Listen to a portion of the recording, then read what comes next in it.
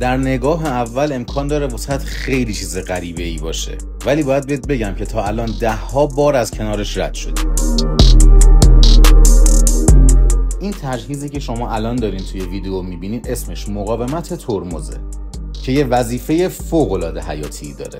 وقتی موتورهای صنعتی که توی نوار نقاله ها استفاده میشن یا توی بالابرها دارن استفاده میشن میخوان سریع متوقف بشن، انرژی خیلی زیادی رو آزاد میکنن که اگر این انرژی جایی نره هم به درایو آسیب میزنه هم خیلی خطرناکه. دقیقاً اینجا مقاومت ترمز وظیفه‌اش شروع میشه که میاد انرژی اضافه رو میگیره و به گرما تبدیل میکنه تا موتور کاملاً بی خطر بایسته. مقاومت ترمزها یک سری تفاوت‌ها با هم دارن توی توان‌های بالاتر و پایین‌تر، مقدار اوم کمتر و زیادتر و بعضیا برای کار مداوم ساخته شدن و بعضیا فقط برای توقف‌های لحظه‌ای.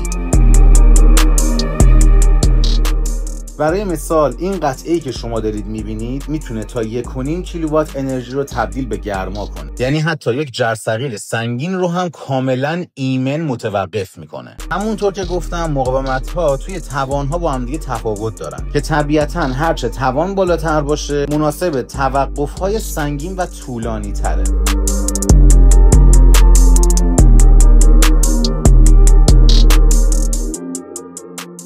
ما اینجا مقاومت ترمزهای SCW رو در تمام توانها موجود داریم و البته اینی که دیدین برند فرایزلن آلمان و این یکی هم زیمنسه. پس دفعه بعدی که دیدیم یه موتور بزرگ تو چند ثانیه می ایسته یعنی چی داره؟